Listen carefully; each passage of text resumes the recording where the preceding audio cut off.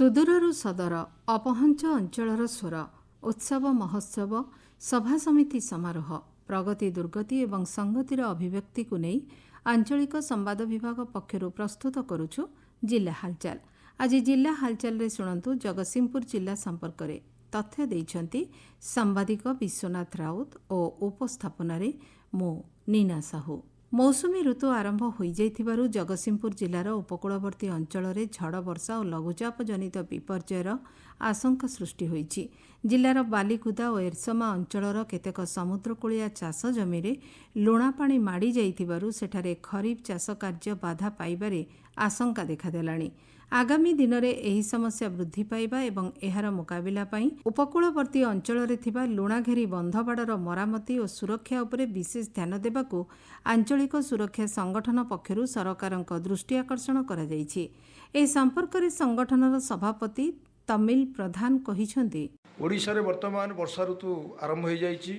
ବର୍ଷା ଋତୁ ଆସିବା ଫଳରେ ଆମ ଅଞ୍ଚଳରେ ବିଶେଷ କରି ବାଲିକୁଦା ଓ ଏରସମା ଅଞ୍ଚଳରେ ଏହି ଗତ ସପ୍ତାହରେ ଆମ ଏରସମା ବ୍ଲକର ତାଳଗରିଆ ବାଙ୍କ ନିକଟରେ ଲୁଣା ପାଣି ମାଡ଼ିଯିବାରୁ ବର୍ତ୍ତମାନ ଖରିଫ ଚାଷ ପ୍ରତି ଆଶଙ୍କା ସୃଷ୍ଟି ହୋଇଛି ଏବଂ ମୁଁ ଅନୁରୋଧ କରିବି ସରକାରଙ୍କୁ ଯେଉଁ ଜାଗାରେ ସବୁ ଲୁଣା ବନ୍ଧ ଘେରିବନ୍ଧ ଅଛି ସେ ବନ୍ଧଗୁଡ଼ାକୁ ସୁଦୃଢ଼ କରିବାର ଆବଶ୍ୟକତା ଅଛି ଏବଂ ଯେଉଁଠି ଏମ୍ବାଙ୍କମେଣ୍ଟ କାମ ହେଇନାହିଁ ସେଠି ମଧ୍ୟ କାମ ତୁରନ୍ତ କରାଯିବା ଦରକାର। ନହେଲେ ଆମ ଏରସମା ବାଲିକୁଦା ତଳିଆ ଅଞ୍ଚଳରେ ଥିବା ଚାଷ ଜମି ବିଶେଷ ଭାବେ କ୍ଷତିଗ୍ରସ୍ତ ହେବ ଏବଂ ଚାଷ ଜମିରେ ନିର୍ଭର କରୁଥିବା ଶହ ଶହ ହଜାର ହଜାର ଚାଷୀ ସେ ନିଶ୍ଚିତ ଭାବେ ଏଥିରେ କ୍ଷତି ସହିବେ। ରାଜ୍ୟର ଗରିବ ଜନସାଧାରଣଙ୍କ ଖାଦ୍ୟ ସୁରକ୍ଷାକୁ ସୁନିଶ୍ଚିତ କରିବା ଦିଗରେ ରାଜ୍ୟ ସରକାର ମୁଖ୍ୟମନ୍ତ୍ରୀ ଅନ୍ନପୂର୍ଣ୍ଣା ଯୋଜନାର ଶୁଭାରମ୍ଭ କରିଛନ୍ତି। ଏହି ଯୋଜନା ମାଧ୍ୟମରେ ଗରିବ ପରିବାରଙ୍କୁ ମୁଣ୍ଡ ପିଛା ଅତିରିକ୍ତ 5 କିଲୋଗ୍ରାମ ଚାଉଳ ଯୋଗାଇ ଦିଆଯାଉଛି। ପୂର୍ବରୁ କେନ୍ଦ୍ର ସରକାରଙ୍କ ପକ୍ଷରୁ ହିତାଧିକାରୀଙ୍କୁ ମାସିକ 5 କିଲୋ ଚାଉଳ ମିଳୁଥିବା ବେଳେ ଏବେ ରାଜ୍ୟ ସରକାରଙ୍କ ପକ୍ଷରୁ ଆଉ 5 କିଲୋ ଅତିରିକ୍ତ ଚାଉଳ ଯୋଗାଇ ଦିଆଯାଉଛି। ଫଳସ୍ୱରୂପ ଏବେ ମୁଣ୍ଡ ପିଛା ମାଗଣାରେ 10 କିଲୋ ଚାଉଳ ହିତାଧିକାରୀଙ୍କୁ ମିଳିପାରୁଛି। ଯୋଜନାରେ ଜଗତସିଂହପୁର ଜିଲ୍ଲାରେ 2,48,769 ପରିବାରର ମୋଟ 8,74,000 ହିତାଧିକାରୀ ଉପକୃତ ହେଉଛନ୍ତି।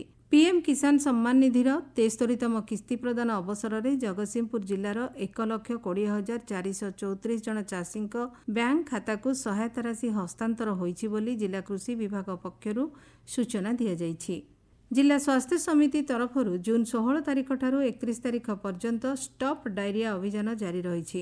ଏହି ଅଭିଯାନରେ ଡାଇରିଆକୁ ରୋକିବା ଦିଗରେ ଆବଶ୍ୟକ ପଦକ୍ଷେପ ନେବା ନିମନ୍ତେ ଜନସାଧାରଣଙ୍କ ମଧ୍ୟରେ ସଚେତନତା ସୃଷ୍ଟି କରାଯାଉଛି। ଏହି ଅଭିଯାନର ବାର୍ତ୍ତା ହେଉଛି ଡାଇରିଆକୁ କିପରି ରୋକିବା ଜାଣ, ସ୍ୱଚ୍ଛତା ଓ ଓଆର୍ଏସ୍ ଉପରେ ରଖିବା ଧ୍ୟାନ। ଏ ସମ୍ପର୍କରେ ସଚେତନତାମୂଳକ କାର୍ଯ୍ୟକ୍ରମ କରାଯାଇ ଡାଇରିଆକୁ ପ୍ରତିହତ କରିବାକୁ ଆବଶ୍ୟକ ପଦକ୍ଷେପ ଗ୍ରହଣ କରାଯାଉଛି ବୋଲି ଜିଲ୍ଲା ସ୍ୱାସ୍ଥ୍ୟ ସମିତି ପକ୍ଷରୁ ସୂଚନା ପ୍ରଦାନ କରାଯାଇଛି। କାର୍ଯ୍ୟକ୍ରମରେ ସମୁଦାୟ 2,53,339 କୋଟି ଗୃହ ଏବଂ 99,628 ଜଣ ଜନ୍ମରୁ 5 ବର୍ଷର ପିଲାମାନଙ୍କୁ ଘରକୁ ଘର ଯାଇ ଓଆର୍ଏସ୍ ଓ ଜିଙ୍କ ବଟିକା ବଣ୍ଟନ କରାଯାଉଛି। ଏହାଛଡ଼ା ଓଆର୍ଏସ୍ ଦ୍ରବଣ ପ୍ରସ୍ତୁତି ପ୍ରଣାଳୀ, ହାତ ସଫା କରିବାର ସୋପାନ, ଜିଙ୍କ ବଟିକାର ମାତ୍ରା ଓ ଉପକାରିତା, ସାଧାରଣ ତରଳ ଝାଡ଼ାର ଘରୋଇ ଚିକିତ୍ସା ଏବଂ ଅତି ଗୁରୁତର ଶିଶୁଙ୍କୁ ଚିହ୍ନଟ କରିବା ସହ ସେମାନଙ୍କୁ ନିକଟସ୍ଥ ସ୍ୱାସ୍ଥ୍ୟ କେନ୍ଦ୍ରକୁ ଚିକିତ୍ସା ନିମନ୍ତେ ପଠାଯାଉଛି। ଆଶାକର୍ମୀ ଏହି କାର୍ଯ୍ୟରେ ସାମିଲ ହୋଇଛନ୍ତି।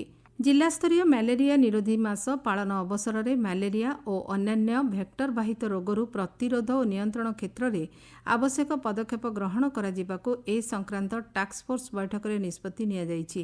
ଏଥିରେ ମ୍ୟାଲେରିଆ, ଡେଙ୍ଗୁ ଓ ଅନ୍ୟାନ୍ୟ ରୋଗକୁ କିପରି ନିୟନ୍ତ୍ରଣ କରାଯାଇପାରିବ ସେ ସମ୍ପର୍କରେ ବିସ୍ତୃତ ଆଲୋଚନା କରାଯାଇ ଗ୍ରାମ ଓ ସହରାଞ୍ଚଳରେ ସଚେତନତା କାର୍ଯ୍ୟକ୍ରମକୁ ଜୋରଦାର କରିବା, ମଶାର ପ୍ରଜନନ ସ୍ଥଳକୁ ନଷ୍ଟ କରିବା, ପରିବେଶ ପରିଷ୍କାର ରଖିବା ଓ ତୁରନ୍ତ ରୋଗ ଚିହ୍ନଟ ଓ ଚିକିତ୍ସା ବ୍ୟବସ୍ଥାକୁ ସୁଦୃଢ଼ କରାଯିବା ଉପରେ ଗୁରୁତ୍ୱ ପ୍ରଦାନ କରାଯାଇଥିଲା।